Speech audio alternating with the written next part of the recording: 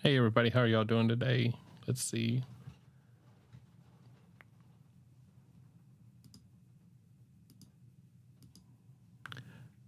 We've got Twitch going today. Who would have thought? Roll on Green's got me convinced I'm going to do some twitching. So let's see how that's going to work. Storms here in this area pass through. Georgia and North and South Carolina is going to get a little bit of it, but they'll be all right. It wasn't that bad here. I think down near Tampa and those areas, it was a little bit worse, but we're all good here. Hey everybody, you got Linus, Betty. Hey Betty, for being so patient waiting. Roll on G and Emily. How y'all doing? Jen Hardy's going on at 9. We're gonna switch over there at the end to support her. She's got a good interview with Judge Boyd. She just put out more today on. And I got to delete a bunch of videos over the last day or two, so that's gonna be interesting to see how that goes. We'll get to see how that works out. We've got videos out on TikTok. We're working on the Twitch thing. We're going to see how that works and see if we can't get rolling there, see if we can't do something there. Yeah, I put out a post to let everybody know that I deleted my videos, and I figured, well, what the heck, let's see how that goes. And so here we went on that. Put up the post telling everybody that I deleted it. So if you don't see your favorite video, just let me know and I'll move it up the list. I've just got to re-edit them and put them back. So, of course, everybody's got their opinions, and so the opinion they put up was, you're going to really screw up your channel with this one. You stop the whole algorithm with no videos on your channel. I put on there, I agree. But I'm also stubborn, so I think the saying goes, hold my beer, let's see what we can do. I believe we'll be right back, and I believe everything's going to be good. I've got a couple of videos from the ones I deleted I wanted to show. One of them's with Judge Mercer in Jackson County, Florida. So that's Marietta, Florida. It's a good one with some mental health issues and some physical health issues, and so be patient and watch that video. It'll break your heart watching that one. So it's a good one to see. Here we go. Mr. Come on up.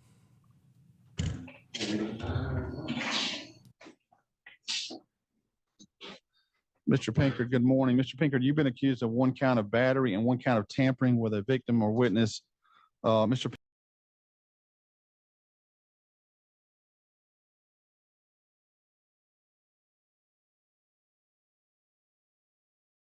Pinkard, I've read the complaint. There is probable cause. Do y'all want me to hear from y'all to his parents? Do you have anything that may be helpful, or are y'all hear Mr. Pinkard's case? Yeah. So, sir, I don't know much. I don't know anything about the case except what the complaint says. So if there's anything, let me get your name first, and anything that you think we need to know, please feel free to tell us that. What's your name? My name is Paul Pinkard. I'm his father. Okay. Anything you want to tell us that you think may be helpful in knowing how to deal with this today? Okay. What we have here is we kind of feel that if he comes back home, that we have an issue that he may get violent again, and we kind of fear for the safety of our other two children. However, if he stays locked up, he has medical conditions and stuff like that. We're kind of concerned about his safety being locked up. And how old is he? He's 20 years old. And has he always resided at home, or has he ever been placed in a facility even for a short period of time? He's been placed back when he was approximately 14 years old. He was placed in DCF. For how long? He was there for 3 months. What is his diagnosis? Diagnosis is he has a form of autism. He also has lymphedema issues, medical conditions, blackouts, seizures, but he also can at times does become somewhat violent, and he won't listen to what we tell him to do. And that means if we tell him to back off, sometimes he won't back off.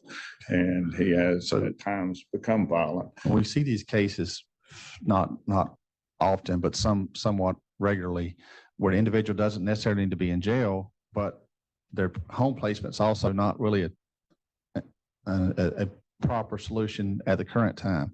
So the question is, what are you asking or suggesting that we do? What do you think? You know him better than any of us do. What are you thinking is best? And then we'll listen to the state and defense before I make a decision. So he's got no prior history that I know of, that I don't see anything. So what do we need to do? What are you thinking needs to happen? We're looking for some sort of place that he could go, that he could be, treated for this, and if whether it's a facility or a group home or something of that nature, because right now we don't feel that home that is safe necessarily for our kids, but we also for his safety too, because he does have medical issues. He has to take medication. He has to be monitored for his medication, because he has to make sure that he has to take it and take it on time. And he takes quite a bit of medicine, and that medicine is both for his physical condition and some for his mental condition too. Does he have friends or family that reside elsewhere than where the other two children reside that would let him stay there on a temporary basis? No, we don't have anybody nearby. Okay. No. And so where are you at on the process of looking for a program, a facility, assisted living facility? Is this something you've just started because it's just gotten to this point, or is it something you've been looking for a while? We've actually been looking for several years. Okay. The trouble that we run into is his mental condition. There's places that he could have gone when he was a juvenile that he could have stayed, but they could not accommodate his medical conditions. And is his behavior related at all to medication or lack of taking it, or is it just behavior related to his illness? Well, he has kind of be a combination of both. His mental illness does have an impact as well as medication, and so. Like I said, we're really looking for some place where they can accommodate both the mental illness and the the medical disabilities. How old are the other children you're talking about? The other children are 18 and 16. Okay. And what are you asking today? If you say that he's not, at least for the time being, he doesn't need to come home, I'm not going to let him go home. I'm just not going to do that. But if you say that you want him to come home and me to instruct him to the extent it'll help, I'm glad to try it, but you know him better than I do. And I don't know if that's going to accomplish anything. Yeah. Well, like I said, we really looking for a facility, that he could go on a kind of a permanent basis where he could stay. I mean, he could come home if he has to, but, we also would like to find a long-term solution, not just a short-term solution. The choices I have today or set him a bond, in which case he would be in jail unless somebody posted a bond. Choice number 2 is to give him some strict guidelines and let him come home to your home, because you're telling me he has nowhere else to go. There's only 2 options I have. Out of those 2 choices, what is your request?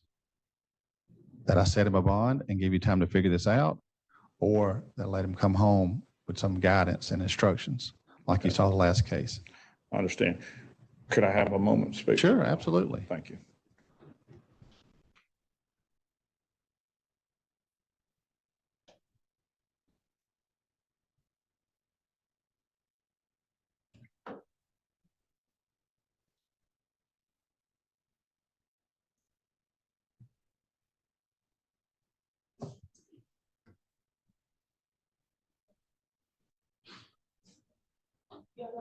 Yes, ma'am. Come on up, please. Let me just get your name on the record, and Mr. McDaniel or Ms. Brimmer may have some questions for one or both of you. I just tried to ask the basic preliminary stuff. Your name, ma'am? My name is Alfonsina Pinker. And you're his mother? I am his mother. Okay, go ahead, please. Okay. We had this problem with our son for a long, long time. He was a teenager. Yes, ma'am. We don't receive any help at all. And if we bring it home, we don't want to find a solution at home, or he stay in jail, because we don't have any other option. We don't have any option. We tried to find him to play somewhere else. Even we have the SSI for him, but it's not going to be enough for putting him in some place, because we don't have the funding, we don't have the finance, and we do not have the place where we can put in. I don't know, in the judicial system, they have someone that can help us to put in somewhere else. They can help him. I can request life management to do an evaluation of him. And when they do that evaluation, he's already in life management. He's already involved. They may have a placement recommendation. They tried that too. What about APD, Agency for Persons with Disabilities? We tried APD, and he was denied. They deny For what him. reason? What was the They reason? deny him because they say his IQ and his disability is not qualified for IPD. The type of they have a- disability, yes. They have a strict guideline, APD does, and it's a limited number of conditions that he must have in order to qualify. And according to him, he did not meet the qualification. So bottom line, you want him to stay where he's at least for the time being, or you want him to come home? That's the only choices I have at this point. And I can set him a bond. Now, if he has a friend or family member that posted, then he's. Yeah. Just a second. I'm gonna give you a chance to speak, Mr. Pinkert. I'm gonna give you a chance in just a second, sir. Okay. Yes, sir. I need to know what your recommendation is. I've not heard it yet. And for how many days he stay in jail? Well, I mean, I can see him again tomorrow. If you want, if you say you need a week to try to find a place, I can see him in a week. Mr. McDaniel will do what he can, but he's got limited options, just like you've found, you know, the time you've been working on this. We don't have a place. I mean, we tried. So I know it's a states, difficult many question to states, answer. And every Alabama. Unless you tell me Florida, you want him to come Virginia. home, I'm going to set him a bond. Okay. Okay? Mr. McDaniel, any questions for either parent? No, Your Honor, I think Mr. Pinkert wanted to say something to his father, but that's all. Okay, just a second, Mr. Pinkert. Miss Bremer, do you have any questions for either of the parents? Yes, Your Honor. Is it your desire for him to be able to have contact with you? She's talking, she's talking about non-personal contact, right? To be able to call you on the phone or. Yeah, on he the can have computer. any kind of contact. So it's just a place to live is a problem, but contact with you is not a problem, correct? Yes. Okay. Content is not Okay. problem. We Mis- want to have Mr. contact. Pinker, do you have any questions, sir? Yes, I do. Okay. So, Don't talk about the case now. It don't matter. okay. So I'd like to go home to my mother and father. Here, I can't even wear handcuffs because my hands are too big for them. And plus, they barely even do anything here. I would like to come home, maybe have somebody with me. So when I get a little frustrated, I can use my coping skills. Concerned about coping skills through life management. Yeah. That's not a common phrase that you hear a lot. Yeah, he's in they talk to him a lot of that in life management. Let me do this. I'm going to set him a bond today. Mr. Pinkert, I want to ask life management to evaluate you or at least meet with you since they're already familiar with your case. And if you haven't posted a bond, I'm going to see you again tomorrow. And we may be in the same situation, or we may have more information. So Corporal, if he posts bond, the bond is going to be $2,500 cash or surety. Actually, he's got a felony, doesn't he? I'm supposed to have a $2,500 bond on each count. His total bond is $5,000. Mr. Pinkert, if you have a place to go, you may be a conditional release candidate, but I'm being told you don't have a place to live, at least right now. If you're still there tomorrow, I'm going to see you. Hopefully we'll have a report from life management with some recommendations of what they're suggesting. I'm going to assume they may contact you to get your input because you're already working with life management. Okay. Mr. Pinkert, do you have any questions? Would I please be able to go home? You cannot go home today. We're going to see what the doctor says or the mental health professional says after they meet with you. But right now you can't go home. But I'm going to see you in the Okay. morning, okay? Okay. I'll see you in the morning, Mr. Pinkert, if you're still there. Again, if you Have a post nice bond day. or if you change your mind and you decide to post a bond for him, you can do that. But I'll see him in the morning and we'll see where we stand. If I you're would able like to come go back, I'd home, appreciate it. mostly. I would like to go I back don't think home. anybody thinks he needs to be in jail, but he doesn't need to be on the street either. So we've got to have some other placement option. Yeah, it's like I said, jail's probably not the place for him really to be. We're really looking for some sort of assisted type living home. I would suggest you contact life management because they're going to hopefully be seeing him today and tell him what's going on. Okay. Thank y'all for coming. Thank you.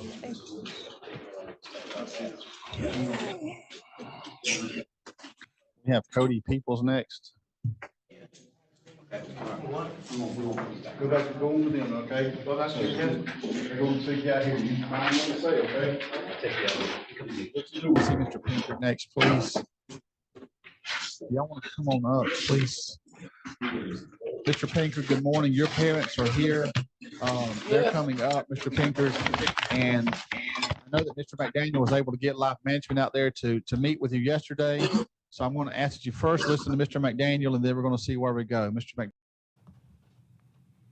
Hey, everybody. Looks like we're getting Biggin raid. Thank you, Biggin. I appreciate it. I appreciate it. You've been a good friend to my channel since I started, and I really appreciate all you've done for me. To catch everybody up, this is in Jackson County, Florida, Mariana. So this fella here has got some mental issues. He's got physical issues, and he's 20 years old and a little bit violent with his family members. So they had to find somewhere to put him. He got arrested for battery and tampering with a witness. So basically, he beat up on his brother, and then I guess threatened his brother or did something to keep his brother from telling on him, and that got him caught up in trouble. So, but this is day 2. Day 1, the judge, quickly determined he don't need to be in jail, but he needs to be somewhere. I see there where it says his right arm is swollen. That's part of his physical difficulties in Florida. It's a hard time to get in somewhere for mental health, and then if you have physical issues, also it makes it even more difficult. So that's what we got here. Give it a few more minutes for everyone to get in. I appreciate it. Appreciate it, everybody. And we're gonna try to hit start again. Let's see where we can go to. Thank you, everybody, for coming on in. So I spoke again with Life Management again this morning. They called me about Mr. Pinker, and they worked for years to try to get him into a facility or into APD. And the situation is the parents, I don't know how this comes into it, makes too much money, and they're just not going to accommodate him. And they've appealed it. And the appeals court has said, no, they're not, this is a parent's, that's their responsibility. They're not going to do it. It's a tough one. They've appealed these things. So there is no, unless the family wants to pay for someplace for him to go, the state's not going to pay for it. So the options is he's going to sit in jail, or, the family will have to take care of him. And I don't know how someone in his state does not qualify but it's above mine. And the parents, I'm sure, are aware of all this because they've been going through this for years to try to get him into special needs care. How old is he? He's what, about 20 maybe? 20 years. I thought when he became an adult, his parents' income was irrelevant. Well, that's what I've been told, is that they would not allow him, and Really? that if he wants to go to a place, he's going to have to pay for it. And the problem is that trying to find him a location with his medical needs, because he has a lot of very specialized medical needs. Yeah. No one wants to take him. Even if they were to pay for it, they would have a hard time getting someone to take him with the specialized medical needs. Okay. So Mr. and Ms. Pinkard, I held him yesterday. I didn't hold him. I actually set him a bond, but he's been in jail since yesterday, or actually the day before yesterday. So that's where we stand. The criminal justice system doesn't have options in every case. If you're charged with a felony, actually, we have more options than if you're charged with a misdemeanor. It is a felony, but I don't know if he's going to qualify as incompetent, in the felony standard. But it is a felony charge, and that they advise that if he was to go through that. But my communication with doctors and stuff is, I think he understands. He's got some very specialized needs, but he's not incompetent. Legally incompetent has a very specific definition that requires a medical professional to examine him. Usually it's a psychiatrist or a psychologist with a PhD. And then they have to determine basically that he's not able to assist his attorney in representing himself. That's one of the tests. If they determine he reaches that standard, then he could possibly go to a program like Florida State Hospital or a similar program. If they determine that he does not reach that level of mental incompetency for a criminal charge, then that's not an option. So where we stand today is basically where we were at yesterday, which is he's got a bond set. I don't mind considering other placement options, but I don't have any before me other than your residence. And given what you said yesterday, unless something's changed, that's not the best environment for the other 2 siblings. So anything you want to tell us now, I'm glad to listen. Or if your position has changed since yesterday, I'm glad to listen to that. Well, at this time, I don't have anything else to add. However, as I mentioned yesterday, keeping him in the jail for an extended period of time is not what we consider a viable option. So I will consider doing the bond issue and go ahead and. I think the judge would probably. If you want him to come home, I'm not going to make you post a bond. I'm going to let him come home. Okay. That's a waste of your money. You're the alleged victim, or at least someone in your household is the alleged victim. But the choice I have today, unless you know something I don't know, is leave him in jail with no bond and leave him in the jail with a bond set, and that let somebody work on placement. You've heard what Mr. McDaniel just said.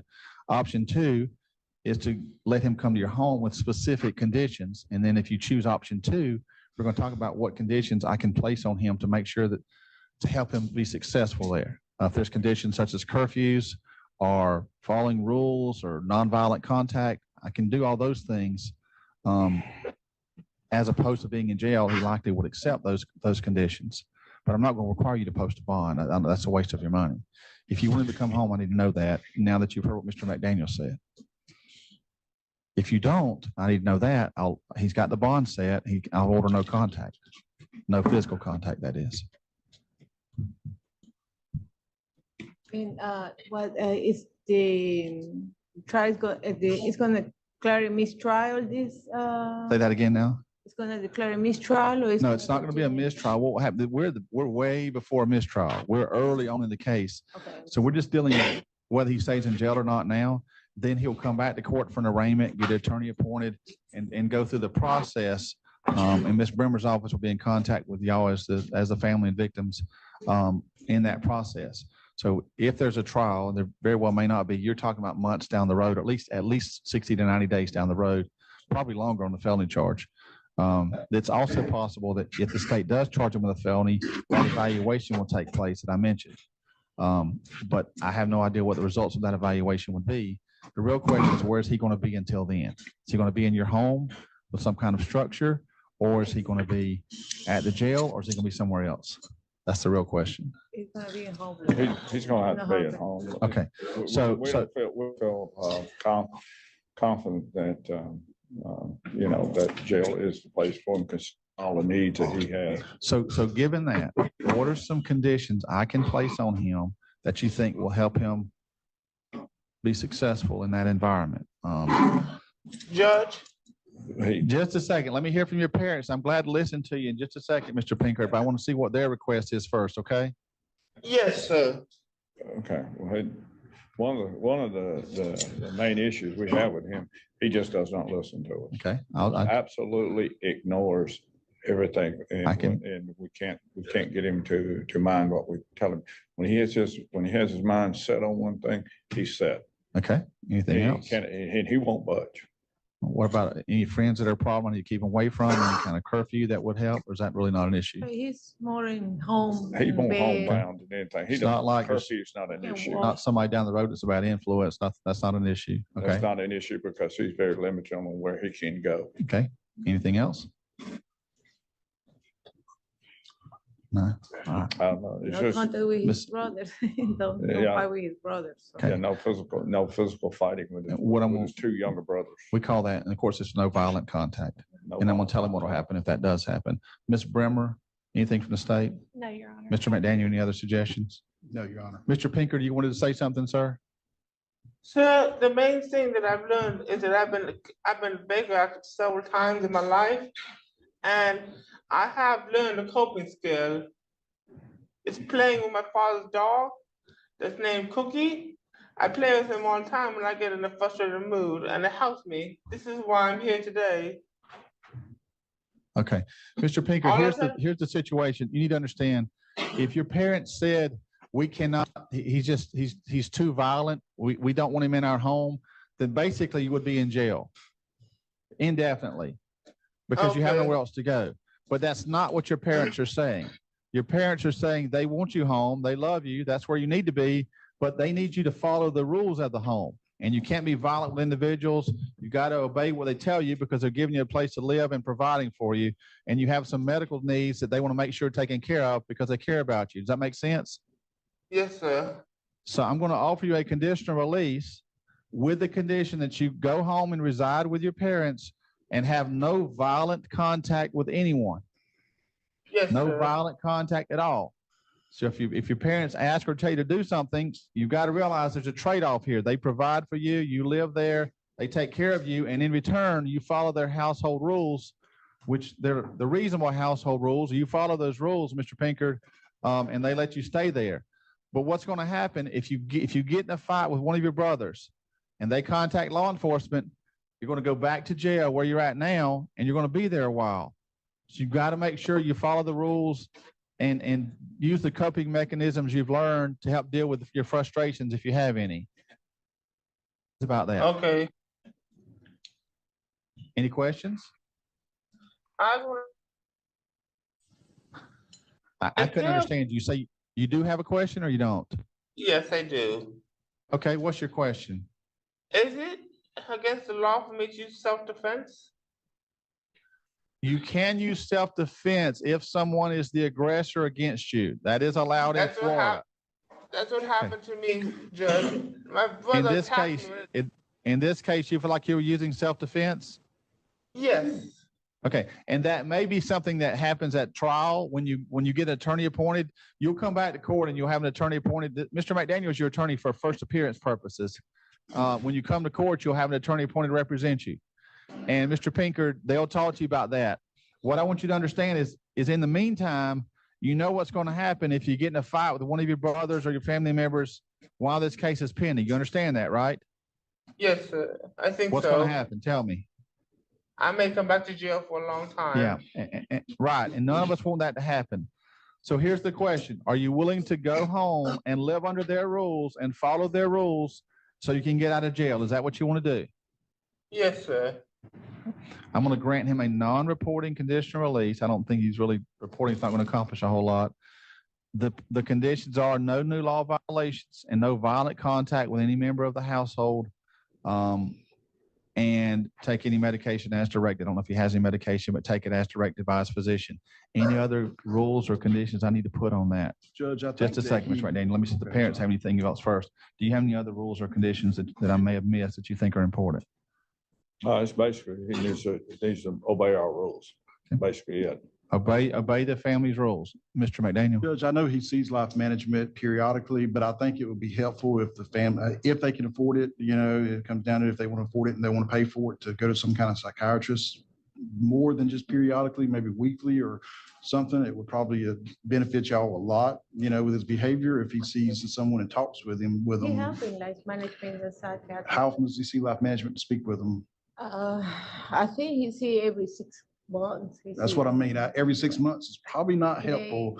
It's helpful to get the medications, but it's probably need someone to speak to so they can reinforce these ideas. It's if you want to pay for it. I'm just advising you, if you want to pay for it, see a psychiatrist, because it would probably be helpful for him to see someone more regularly than what life management does. Life management is going to do it just enough to basically follow their rules and stuff and give him medication, but they're not speaking to him on a weekly basis, and speaking to him about his anger problems and how to cope with it. Just a suggestion. I understand, and that's what was my concern. I talked to life management about this, that he needed to see a psychiatrist. But they're not going to pay for it. They're not going to pay for it is what they're saying though. That they're going to do this Zoom thing, because most of the time he see in the Zoom, he see a psychiatrist and he see a nurse practitioner to evaluate him, how he's doing it. And if he needs psychiatrist, we can find one for him. It's not a problem. That's what I asked him if he need one. I asked him, he need one psychiatrist to see more often, or you can provide him. They say, oh no, he's fine. He's doing okay. Because they're not going to pay for it. I'm telling you that if you want to pay for it, we can find somebody. I'm telling you, in my experience, I think he needs it. But I don't think the state's going to pay for it. But I think he needs it. It's not a problem. I don't have any problem with that, because I asked him, did he need really see somebody more often? And I asked him for evaluation to. All right. I asked my life management to evaluate him more often. Okay, Ms. Pinker, I understand you're saying, they're saying that he don't need to. And if y'all don't think he needs to. I think Mr. McDaniel said you may want to get another opinion just to see what someone else says. Okay. Any other questions? Ms. No, Bremer, sir. anything? No, Your Honor. So Mr. Pinkard, you're going to be released. He can be picked up this morning. They got to process him out. He can be released. I don't have his next court date because it'll be in front of the circuit judge, Judge Garcia. It won't be in front of me. It's probably going to be in May. Just a second, Mr. Pinkard. Just a second, Mr. Pinkard. Probably going to be in May, but you should get a notice in the mail, or he should get a notice in the mail for that court date. But by the time you get there, they'll be probably processing him out at the jail. Mr. Pinkard, you need to follow your household rules. Do you have any questions? Do I just keep this white paper and my tag on my arm? I can't understand you. I'm sorry. Say that again. This white paper, this yellow paper right here, do I need to keep this in my tag? I don't know. Sergeant, can y'all come up there? What tag is he talking about? keep this, yes. He wants Yes, to- sir. Yeah, that's yours. That We'll will, keep we'll his take picture. that. Okay. Any other questions, Mr. Pinker? No, sir. Your family's going to pick you up this morning, okay? Just make sure you follow the rules, okay? Yes, sir. All right. Have a good day.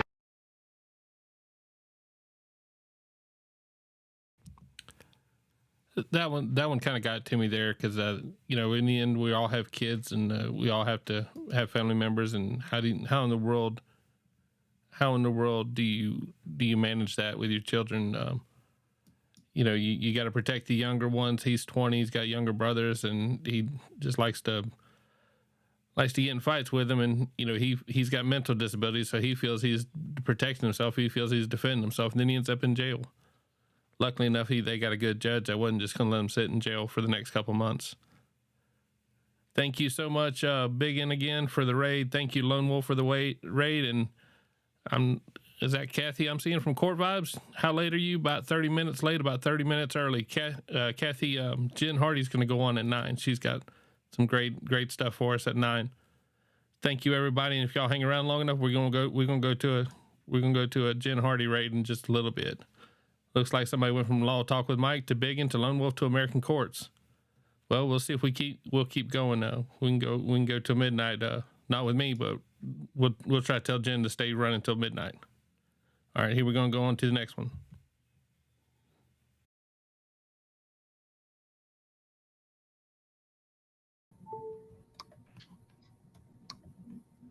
And deputies, this is Mylisha. This is actually the 1030, not the 1020. This is a citation. Actually, it's 3 citations. They were issued on March 25th of this year on US 131. They're in Wayland Township, Elgin County. First one is for speeding on an actual 90 and a 70. It was written as a 16 to 20 over. Second citation is violation of seatbelt law. And the third citation is violation of child restraint law. So, Ms. Coulter, you are here on these 3 citations to do one of 3 things. First is you could admit responsibility to a citation, or 2, you know what? I see Tiara here. I'm just going to let her in. I'm assuming we will just get these done at the same time.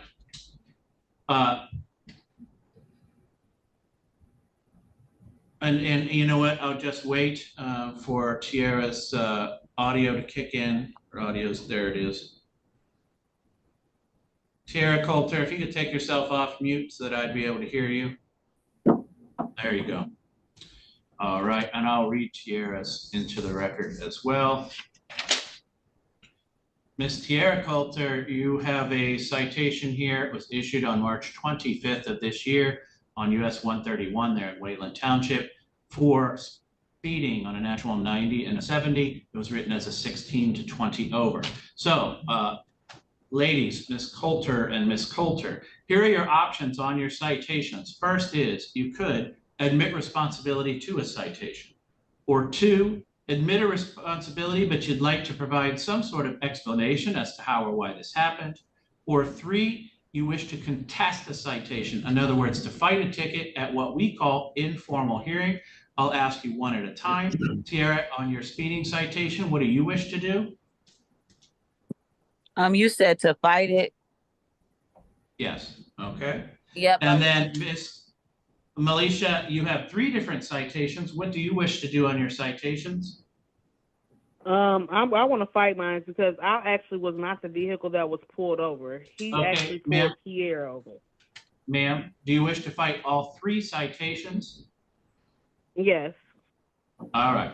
Then it makes a lot more sense for me to start with the officers. They have the burden to establish to me why you were issued citations. But after that, you'll have the opportunity to either ask questions or testify on your own behalf. And so deputies, I'm not sure who is going to be testifying. Let's start with Tiara Coulter. But if you want to just pick up the narrative somewhere where it makes sense, explain the issuing of the citations. Yes, Your Honor. Both of these are kind of all the same incident all put together. So if it's okay with you, it's going to be just one big testimony. That's kind of why I just let everybody in. I assumed, looking at the dates and times, that this was all sort of the same incident. So go ahead. Yes, Your Honor. On March 25th, 2024, around 2:10 in the morning, I was running stationary radar on US 131 at the 67-mile marker. My rear radar activated with solid tone number. A vehicle approaching at 90 miles per hour, and the posted speed limit is 70 miles per hour. Observing in my rear view window, I witnessed two vehicles, two sets of headlights traveling next to each other at that rate We of were speed. They not weren't traveling passing next each. to each other. Ma'am, if you speak again, I'm going to put you in the waiting room and handle your case separately. This is not your turn. It's the deputy's turn. And like I said, when the deputy is finished, you'll be able to either ask questions or testify on your own behalf. Is that clear? Tiara, is that clear? Okay. Because this is audio recorded, I'm assuming you giving the OK symbol means it is clear. All right, Deputy, you want to pick it up? Yes, Your Honor. After both vehicles passed my stationary location, I switched my radar to my front radar cone, where I picked up the vehicles continuing still 90 and a 70. Both vehicles were front and back to each other, keeping pace with one another. I then pulled out behind the vehicles and began to follow them. I switched my radar to moving radar. The same speed continued. I also paced them. We followed them up to the 62-mile marker due to the fact of them weaving between the lanes, not using blinkers, traveling at a high rate of speed. We called for a second unit prior to initiating the traffic stop just due to the behavior of the vehicles and the time of day at this time. After initiating the traffic stop, both vehicles yielded to the right side of the road. I'm sorry. While pacing them, they fluctuated speed between 85 and 90 miles per hour during that pacing period as well, while they were going between the lanes. There were no cars in front of them that the radar could have picked up either. After we initiated the traffic stop, both vehicles yielded to the right side of the road. The first car directly in front of me was Miss Tierra's vehicle. It was a silver Escape. And then the second vehicle in front of her was Miss Malisha's vehicle, which was a Explorer.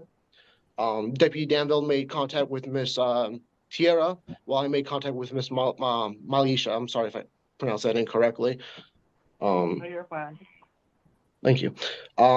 So as I was speaking with Miss Malisha about the reason for the stop and the vehicle, after Deputy Danville finished his contact with Miss Tierra, he approached on the passenger side of Miss Malisha's vehicle, where then he observed two children in the vehicle, one infant being held in someone's arms unrestrained, and then a second juvenile about toddler age that was in a booster seat without a seat belt. Then I returned to the vehicle. I ran the information of both the drivers and the vehicles, issued my citations, and while providing the paperwork to Miss Malisha, occupants of the vehicle became confrontational and aggressive, began shouting over our instructions, and after they received the paperwork, they left without restraining the children in proper car seats. Just to note, the car seat for the juvenile, for the infant, was in the trunk of the vehicle, and the entire first vehicle was full. However, there was only a driver in the second vehicle to the rear, so they could have made room for the infant in another vehicle or another occupant. And that's it, Your Honor. Okay.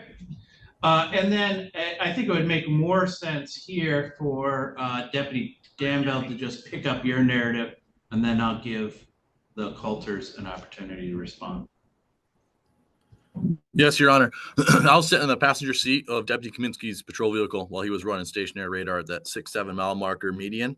I was reading some notes in my lap when I heard a loud audio, clear, consistent tone of the rear radar of a vehicle coming at a high rate of speed. That's when I looked in the passenger side rear mirror and saw one set of headlights coming at us. But as the vehicles went past us, it was two vehicles, both in the left lane, and then both vehicles were extremely close to each other. When Deputy Kaminsky switched to front radar, there was still that same clear, consistent tone of 90 miles per hour coming up on the radar screen. That's when Deputy Kaminsky got behind the vehicle. I observed both vehicles weaving in between the left lane and the right lane, not fully committing to the right lane, but staying more to the left lane. And then eventually the silver Escape had moved over. And that's when I was able to get the plate for the Ford Explorer, giving that to dispatch while we were still behind the vehicles. I observed the Silver Escape not to have a plate, but ended up having a temporary plate in the back of the window. Vehicles end up both moving to the right lane. We called for a second car, and that's why we waited to initiate the traffic stop closer to the 67-mile marker. So that way we could have a tribal police officer who was sitting at the 129th overpass to assist us with this traffic stop, because we weren't sure if this was a road rage incident or what exactly was all going on based off of their driving and what was going on while they're driving down the road with them being so close like that. When we initiated our emergency overhead lights for that traffic stop, both vehicles had pulled over. I had made contact with Tierra Coulter, and Deputy Kaminsky had made contact with Miss Malaysia Coulter. Miss Malaysia had exited her vehicle, and Deputy Kaminsky had told her to go back to the vehicle. I made contact with Miss Tierra. She refused to give me her driver's license. She did hand me some paperwork for the vehicle. She said that she had just purchased it and everything would be in there, and I could find her by running the vehicle.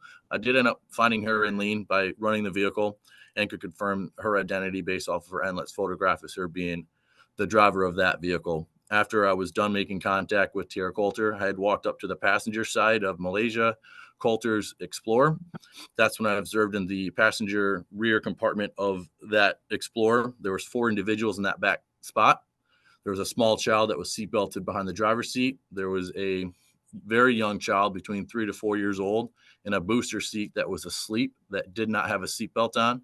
And then there was a young adult sitting in the passenger rear seat behind the passenger seat that was holding onto a very small young toddler. And she actually had a diaper bag covering up that child, so I couldn't see her initially.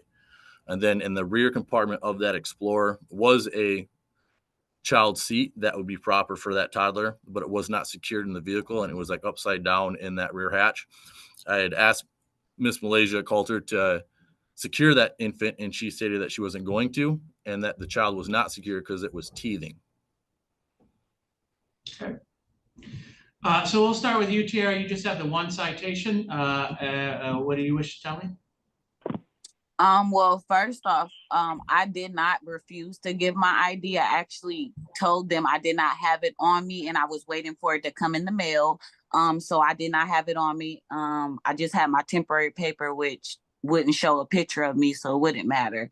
And then also, with the thing, we were not on the side of each other. We were actually following behind each other. So she was in the front of me, I was in the back of her. And that's all I have to say. Okay. Nothing as to your speeding citation. Oh, what am I supposed to say about it? Well, ma'am, you said you wish to fight that ticket. You heard the testimony against you. Do you wish to have any? Hey, Carol, you asking what's going on with this spoiled brat driving? She's got kids in the car, and no one's in the car seat, and she's speeding, and the police pulled her over, and they're acting extremely way too nice for me. They're acting way too nice. She's getting the best treatment I've ever gotten. I don't think I'd have to have a kid in the car, and they would have already snatched me out of the vehicle. So she's obviously lucky. The judge is not playing into her games when she's being smart with him, and so she's winning this one so far. Let's see how it ends. Testimony for you of why I shouldn't find you responsible on the speeding citation. Oh, I mean, I don't know what else I can say other than I don't believe I was going no 90 miles up in no 70. Even when they came to my car, I told them that. Me and my sister was on this. They said that we were following and weaving in and out. My sister was in front of me the whole time. How are we weaving in and out if she's in the front of me? Ma'am, do you have a speed to my car. that you would wish to say you were going? They came to my car aggressive. I did not come to, I didn't be aggressive back to them. I just told them that they were being a dickhead. Okay. So ma'am, you don't know how fast you were going. That's your testimony. I did not know at the moment that if I was going over, I did not intentionally go over. No, I did not know. All right. And then Ms. Malaysia, I would switch over to you. Any testimony that you wish to give as to any one of the 3 of your citations? Yeah, so as far as the speeding goes, Newer vehicles that the speed is just automatically just fast. I don't believe that I was going over 90. Also, I wasn't the car that they pulled over. Only reason why I pulled over is because my sister, she's still nervous driving on the highway. So I wasn't speeding because she don't even go fast on the highway. And Exactly. we weren't weaving in and out. She was behind me, trailing me because she doesn't drive on the highway. As far as my infant daughter goes, she was teething, and we had just took her out of the car seat. As far as the one that was in the middle, he's saying that she was sleeping. She was not sleeping. She was up, and she was whining, crying because they're terrified of the police. So I could see her taking off her seatbelt. As far as the other Tyler go that was in the seat, he was properly in his seat, so I don't understand why I even received a citation for them.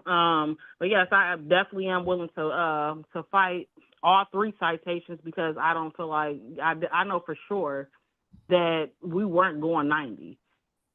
I mean, I guess I would assume responsibility for my toddler not being in her seatbelt because she was teething, and my daughter has kidney problems and all type of stuff, so she's a very whiny baby. So I will assume responsibility for that. But as far as the seatbelt on the other toddler, no, she took her seatbelt off because she was scared because they were very aggressive when they came to the car. The one that was on my passenger side, he was talking to my 13-year-old daughter, and like he was just being real rude. Nobody was even being rude to him. He was just, like she said, being a dickhead. Yeah, very rude. The guy that was on my driver's side, very pleasant. He was very nice. I was actually kind of like puzzled because I didn't understand why they were walking to my vehicle. And I got out of the vehicle because they pulled my sister over and I wanted to see what was going on, so it wasn't like I was getting out the vehicle to be confrontational or anything in that nature. All right. So, and I don't mean this for Tiara. All you have is a speeding citation. I find it's pretty clear here. I would find you responsible. You did not give an alternate speed. You did not know how fast you're going. The officer's testimony, 2 of them, is not only were you hit with stationary radar, but you were hit with moving radar and you were paced, all at the speed that they've identified. So, I mean, that's sort of as clear as it gets.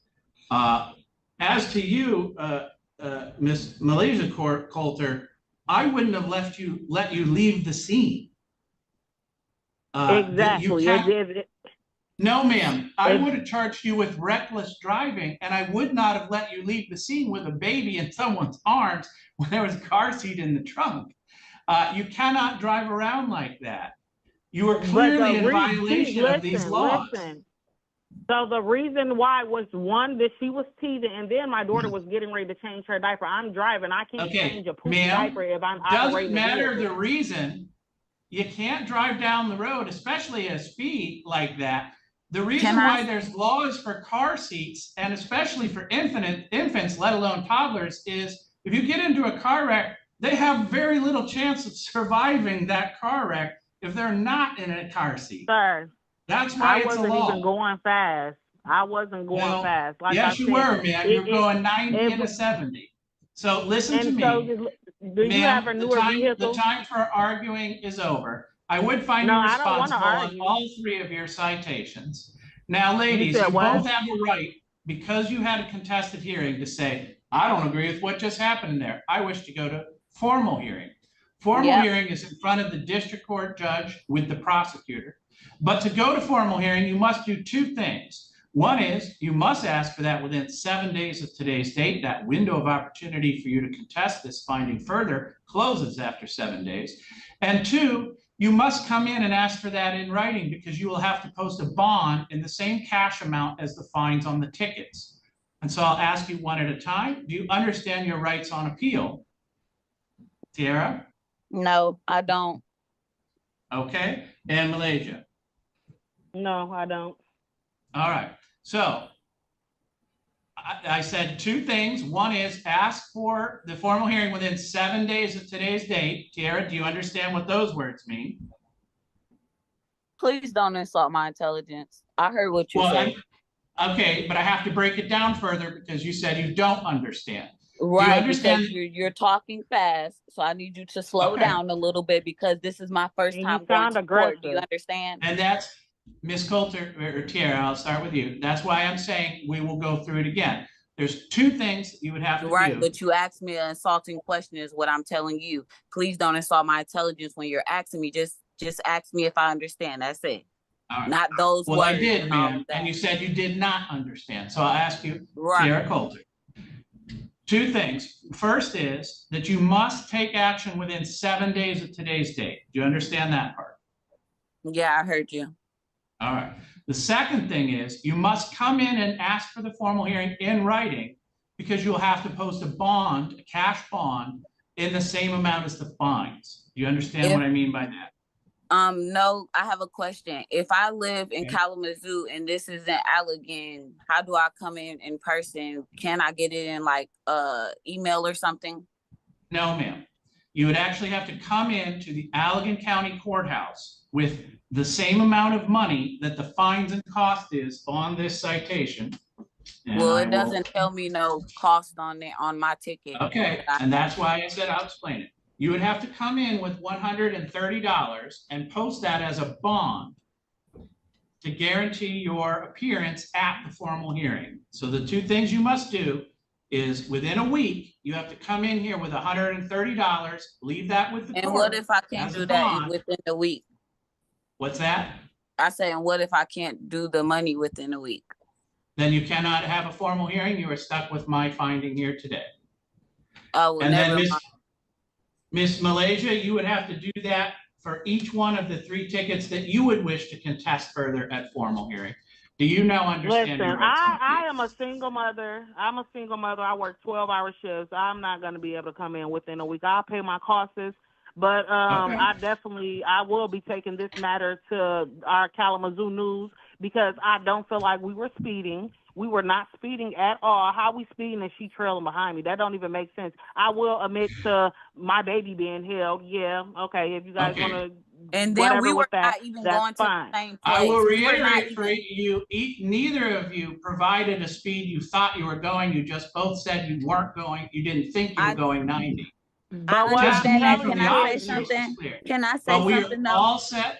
No, ma'am. We are all set for what we well, need to do because he said that I could have put parties. somebody in my car, but at the end of the day, I couldn't put nobody in my car because we were not going to the same place. Had to throw a palate cleanser in from that last one. That last one was a little too sad, so I had to throw in these ones. These ones I'm showing today and yesterday, or some of the older cases, I had to delete the videos, and as I was going through the videos, I saw some that I really liked and missed, and so we're going to go on to the last one. The last one we got is a magistrate one. It's quite funny. We got about 10 minutes left, and then we're going over to Jen Hardy's channel, so we're going to jump on the magistrate one.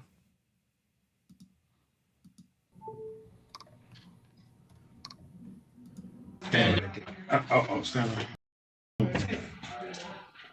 I don't have any glasses, so I can't see. Hi, what's your name? My name is Timothy Fields. Okay, thank you, Mr. Fields. Good afternoon. Calling case number 240-563-2801. People of the state of Michigan versus Timothy Fields. Counsel. Foil appearing on behalf of the people. Jessica Shive on behalf of Mr. Fields, who has formal reading, understands his constitutional rights and stands him. Thank you, counsel. The court notes formal reading has been waived. Enters a not guilty plea on your client's behalf. Positions as to bond, please. Your Honor, the people in this matter are requesting a $75,000 cash surety bond, tether house arrest to another location. I do note that the complainant or the defendant here is 60 years old, but and has no criminal record, but based on the allegations in the investigator's report, and I see a note in the APA file that shows that on March 21st, she has spoken to the complaining witness and said that she is terrified of the defendant. Officers responded to a 911 call, the first one being a person with a weapon. The complainant answered the door and told the officers that, no, I'm fine and I'm alone, through her security gate. then they come back a second time that there's a 911 for a person with a weapon. And Clayton is in the street wearing only a jacket and shoes, left her house. Apparently the defendant, for her, he was angry because there was no food in the house. He grabbed her by both wrists and twisted them. He then grabbed her hair and pulled it. She's told the officers that the first time they came to the house, that he was behind the door behind her with a sharp object, obviously making her under the belief that he had a weapon, some sort of knife or gun, and told her he was going to kill her if she said anything. And then she didn't, but obviously the assault did not end. And so there, at this point, she called the police again. So that is why I'm asking for this high cash surety bond and a tether house arrest, not to that same location if that's home. It says that they reside, based on the fact that she is afraid of him, and age does not matter in this case. This is something that it made her feel to the point where she could not even tell the police that were there that she needed their help. Thank you. Thank you. Defense. Yes, Your Honor. So in his 60 years, we're not aware of any prior criminal history, him being on probation for any pending. He does have a heart condition. He's diabetic. I believe he suffers from mental illness. He will stay with his sister. Now, he is a resident of Ohio. He was living in Ohio, I think, his whole life. He came here to live with the complaining witness in October, but he will go back to Ohio. He can stay there with family. That is where he is from. If the court is not going to allow him to go back to this address because the complaining witness is there, the only other place he can go is in Ohio if the court would allow him to go back there. Now, I understand what is in front of you, Your Honor, the charge. However, in the report, we don't have any witnesses. We don't have any injuries, any medics. We just have what the complaining witness is saying. He is presumed innocent unless proven guilty beyond a reasonable doubt. And he doesn't have a history of no capias or with the law or anything assaultive. So respectfully asking the court to consider a very high personal bond. I would have asked the court if you're not inclined to do a personal without a tether. However, I don't know how that would work and if that is a possibility with the situation, if he's allowed to go back to Ohio. But he's not working, so he doesn't need to go anywhere. But the only place that he knows he could stay here is with her, and the court doesn't want that. So if he can go back to Ohio, he can stay with family and be away from the complaining witness. Thank you.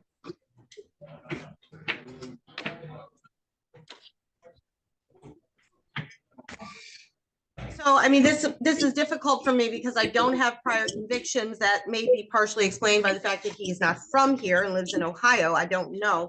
But, you know, it's pretty concerning to me that people don't normally go stand in the middle of the street with nothing but a jacket and shoes on unless they're afraid of something inside.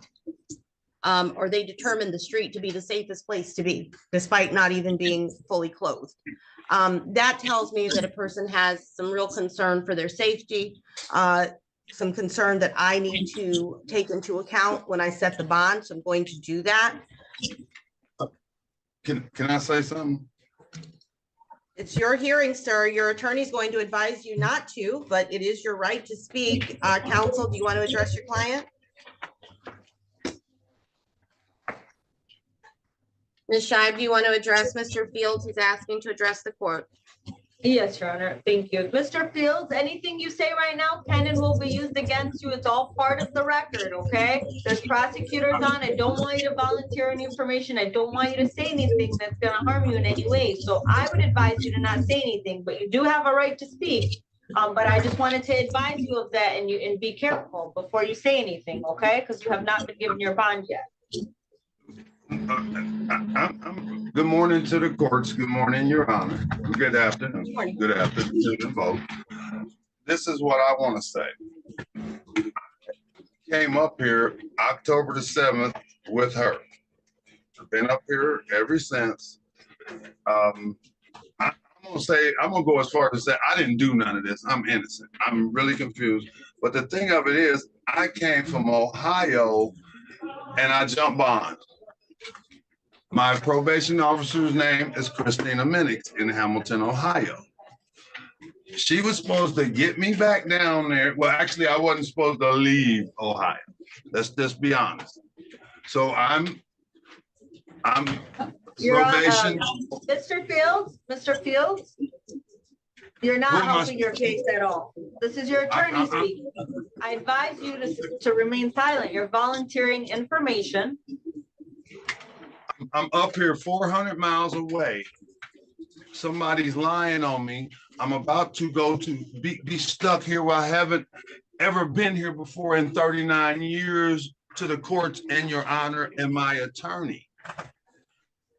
All right, Lisa Marie, she's the only one who has the information of contacts to my family members. All right. She's not turned, from what I'm getting, she's not turned loose any phone numbers or contacted any of my family members. I have family members down there, Tani, my brothers and them, and I have family up here. She has those phone numbers. She's not turning loose these phone numbers. So here I am. I'm stuck 400 miles away in Detroit, Michigan, in a place to where she's pulling off something that could cause me to get in real trouble, and I haven't done anything to her, Your Honor. So here I am. I'm 60 years old. My wife died July 30th of 2021 of COVID. So I'm still in a state of mourning. I did nothing to Lisa but come up here and help her. But let's be honest, I jumped probation. Christina Minix is my probation officer down in Hamilton, Ohio. And I've been up here since October 7th. Well, Mr. Fields, if they want to come get you, they're going to know right where to find you. Okay, Bond is set at $25,000 cash surety. You're sitting here telling me that you do not follow court orders. You do not follow probation orders. You're jumping bond. It would be completely irresponsible of me to give you a personal bond. I'm speaking now. I gave you a lot of time to speak. Bond is set at $25,000 cash surety. GPS together with house arrest. If the bond is made, I do find there to be a danger to this complainant, in particular to the community in general. Additionally, based upon the defendant's statements here in court, I do find him to be a substantial flight risk. Next court date, March 25th, in front of Judge McConico for bond redetermination. After that, March 28th for probable cause conference, April 3rd for preliminary examination, those latter two in front of Judge King. You may not purchase or possess any firearms or other dangerous weapons. You may not have or attempt any contact with Lisa Chapman, the complainant, and you may not return to the address on Grayton Street. All of those are the conditions of your bond. All right, thank you. Yes. Can I go back to Ohio, Your Honor? You have to wait for a while. Yeah. If they extradite you, you can. They may come get you. I want to go back to Ohio. I'm not from here. And I'm not on my medicine. I don't even have my glasses now. I'm here. Need for medical on the file. Please mark it. Hey everybody. I get a little paranoid now, so I've got to actually click to make sure I've got that dang microphone turned on. Fozzie's done got me worried about it. We're gonna go over to Jen Hardy's channel in just a minute. Tokyo's saying this was apparently months ago. Do we have an update on what happened with him? No. I don't. I'm bad at follow up. Been married 26 years. My wife can guarantee that I'm bad at follow up. I don't really follow a lot of the magistrate courts. I wait till they end up in Judge Washington or Judge Simpson's courtroom.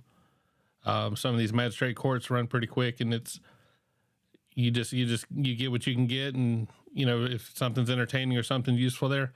What I liked about that one was that just shows the public defender, she just gave up on him. She just she threw that away. So Jen's gonna have Debbie Davis on. She's gonna light that up for us. I actually just got the text from her saying that she's ready to go. New code, new stream. So give me a second. Let me figure this out. If it doesn't redirect over well, just hell, I don't know if it don't redirect over. Just figure out how to get over to Jen Hardy's channel. She's got Debbie Davis on tonight. She's running for district attorney in St. Joseph County, Michigan tomorrow. And so, you know, none of us live there, but we can always support her and always show love for her. But we're gonna go. And Tokyo, I agree with you. I think she was literally just. I think this guy was literally just wanting to get a free ride over to Ohio. But to be honest with you, if I was locked up in Detroit, it don't matter what. I'll admit to anything to get the hell out of there. So, all right. Well, you guys have a great night, and we'll see how it goes.